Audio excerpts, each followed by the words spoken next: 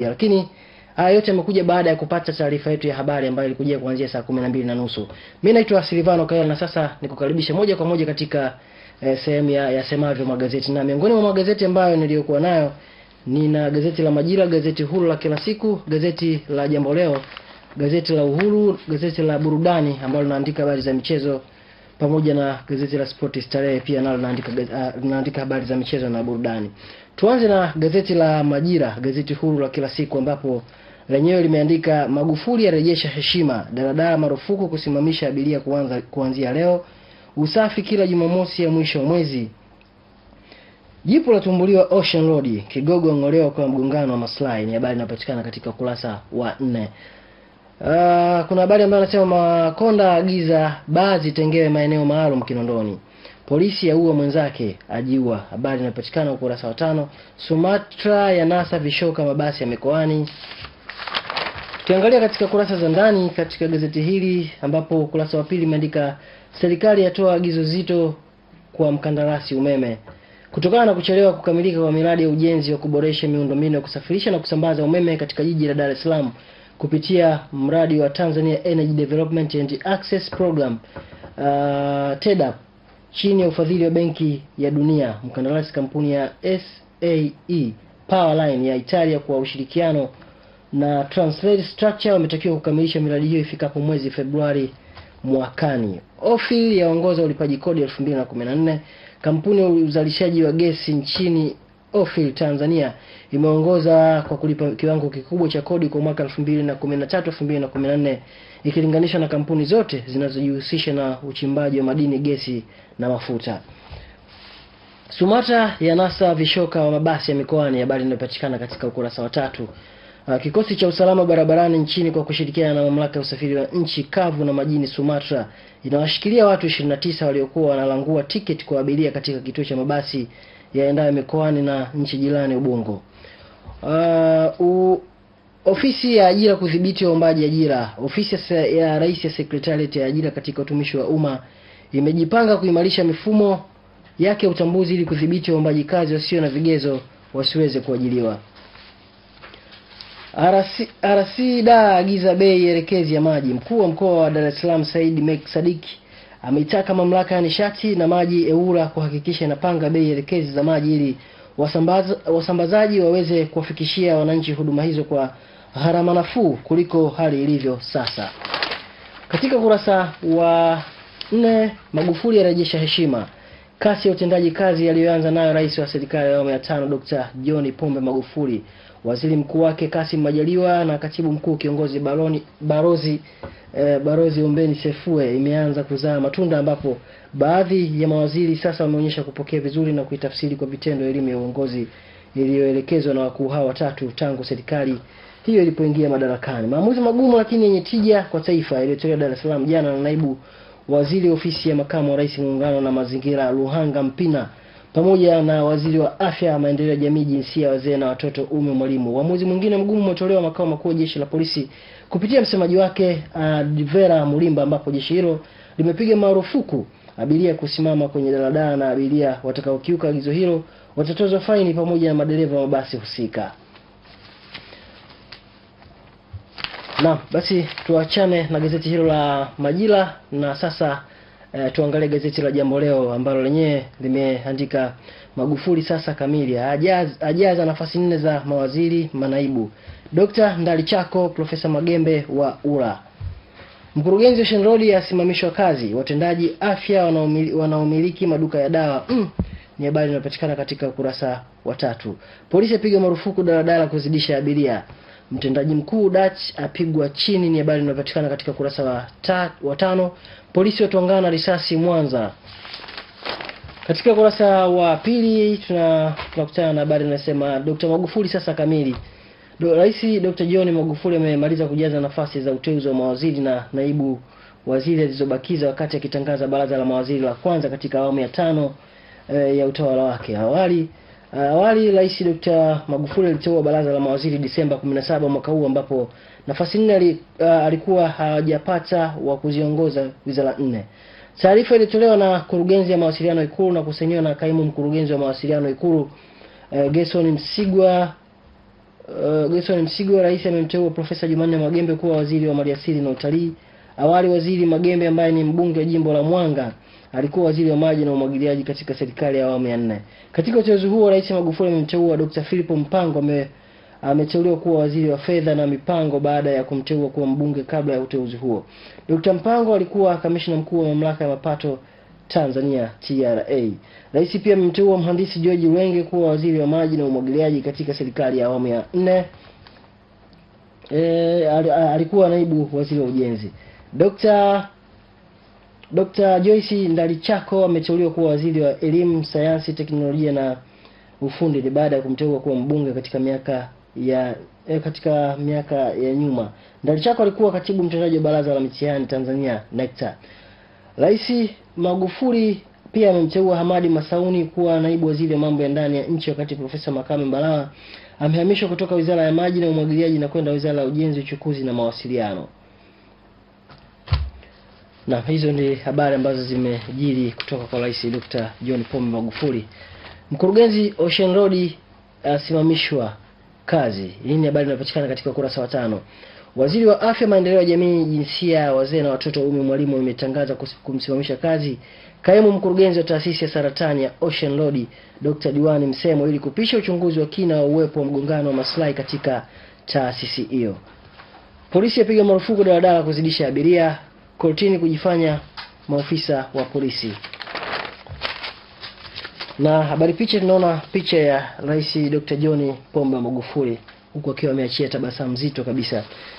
Gazeti la Uhuru lenyewe limeandika Sumaye matatani, avamia eneo la wazi na kuanza ujenzi. Ruhanjo Amoni watajwa uchunguzi waanza. Kitwanga aibukia uhamiaji, aagiza pasi zitolewe ndani ya siku 3. Abaini wizi, ukaguzi kufanywa mara moja. Vigogo wengine watumbuliwa majipu, ni habari inayopatikana ukurasa wa 5. Tukiangalia katika kurasa za ndani,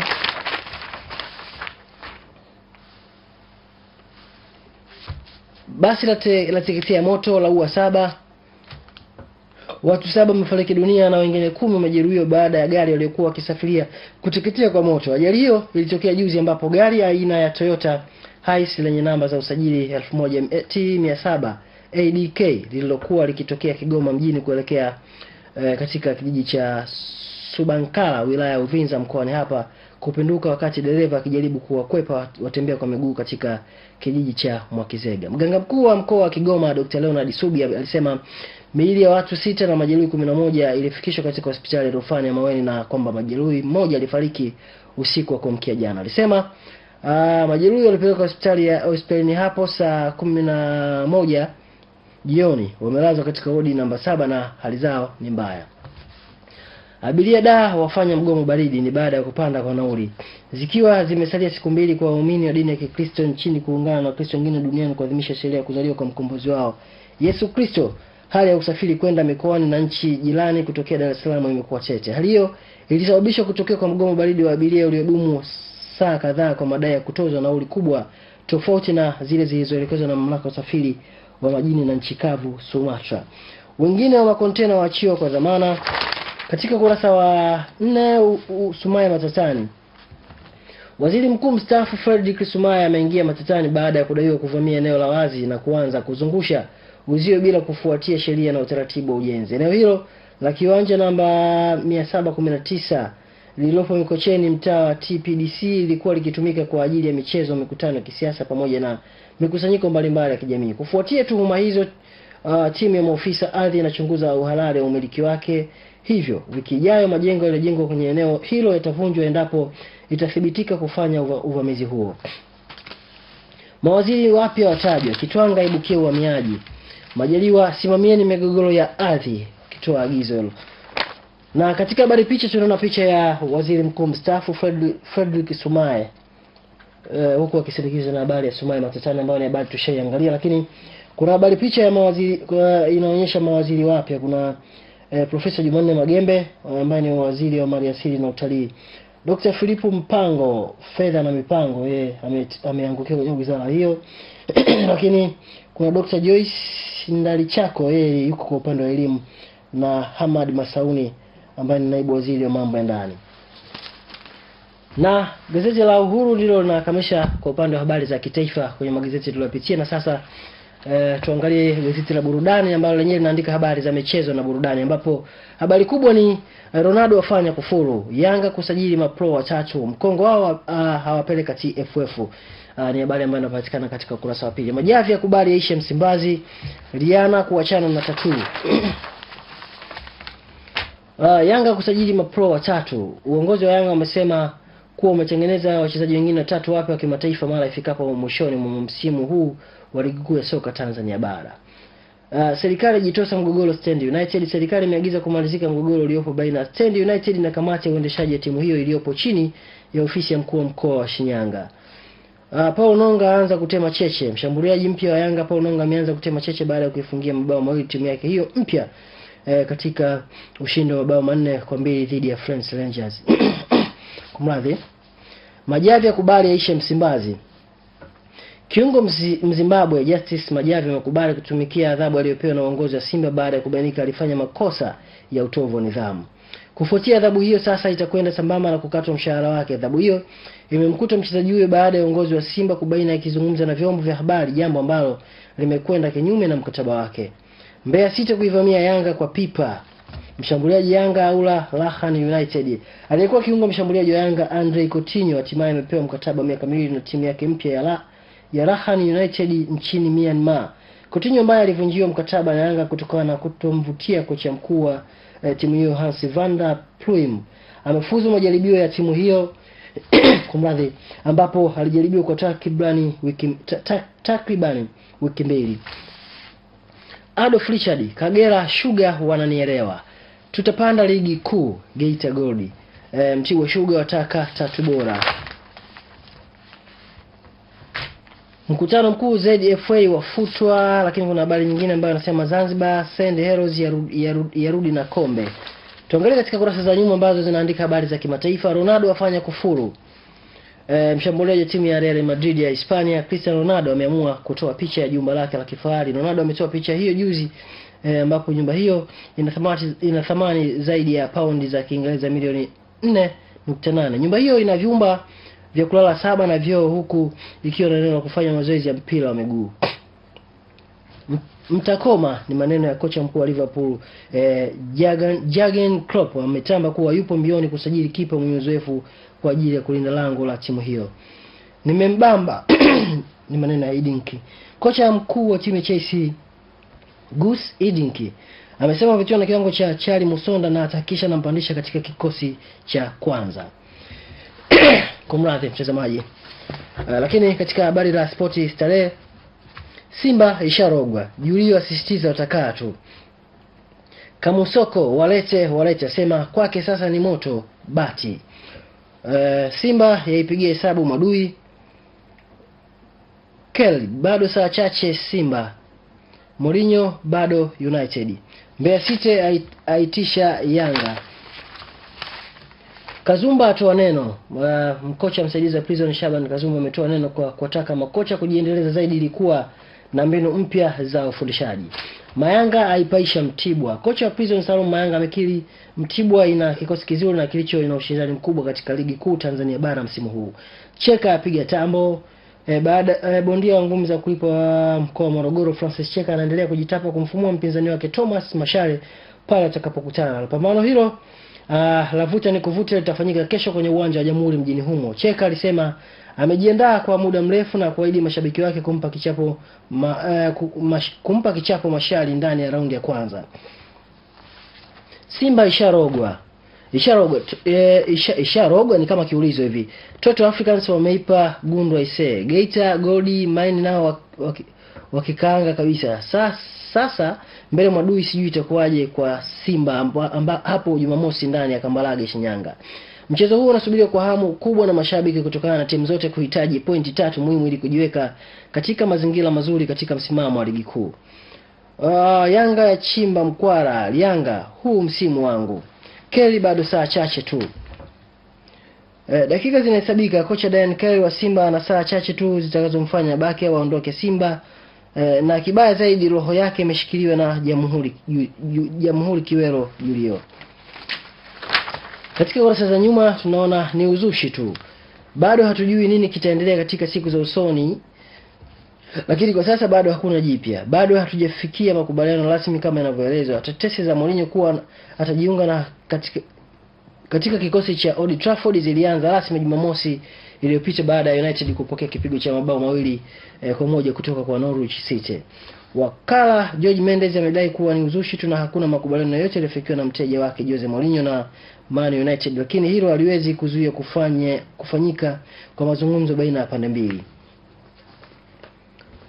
Gazeti la Uhuru kwa upande wa michezo lenyewe limeandika Azam yaitisha Yanga. Timu ya Azam imeweka malengo ya kushinda mechi 2 zijazo za ligi kuu Tanzania bara dhidi ya Kagera Sugar na Mtibwa Sugar ili kurejea kileleni kwenye msimamo. Nonga aanza mavitu ni habari inapatikana katika kurasa ya 22. Man United wamtolea uvivu Van Gaal. Dashi Luis Van Gaal amefanya kikao cha faragha na wachezaji wake nguli ikiwa ni muda mfupi baada ya kuzungumza na maofisa wa klabu ya Man United. Mazungumzo haya yalihusu wachezaji wa Kongo na alikuwa na lengo la kutafuta njia ya kutoka baada ya kubulonga katika michuano mbalimbali msimu huu. Azam yaitisha Yanga ni habari ambayo tushaiangalia. Yanga soka klabu ya pania makubwa Afrika. Ozil aponda raha. Kinda Chelsea la nawili. Mchezaji chipukizo Chelsea Charles Musona anatarajiwa kupandishwa katika kikosi cha kwanza. Kinda huyo ameonyesha mafanikio baada ya kucheza kwa kiwango bora kwenye mazoezi alipofanya na kiungo nguli Cesc Fabregas. Gazeti la Jambo Leo lenyewe limeandika Yanga kutumia siku 90 kumpata manji mpya. Uongozi wa klabu ya Yanga umesema utafanya uchaguzi mkuu mapema mwakani ndani ya miezi mitatu ya kwanza ambayo ni sawa na siku 90, huku ukiwataka wanachama wa klabu hiyo watulie ili kamati ya utendaji iweze kukaa na kujipanga kwa ajili ya uchaguzi huo. Julio bora Ndanda kuliko Simba. Kocha wa timu ya Madui Jamhuri Kiwelo Julio amesema mchezo wao wa Jumamosi dhidi ya Simba ni mwepesi kuliko kucheza na timu ya Ndanda African Sports na Coastal Union. Yanga hiyo shaiangalia habari hiyo. Gor Mahia KCCA kunogesha kombe la Mapinduzi. Gazeti la Majira lenyewe limeandika Nape aanza kutumbua majipu katika soka, anzia Stand United yavunja kamati iliundwa na RC arudisha timu kwa uongozi. Yanga waanza kujiwinda na Mbeya City.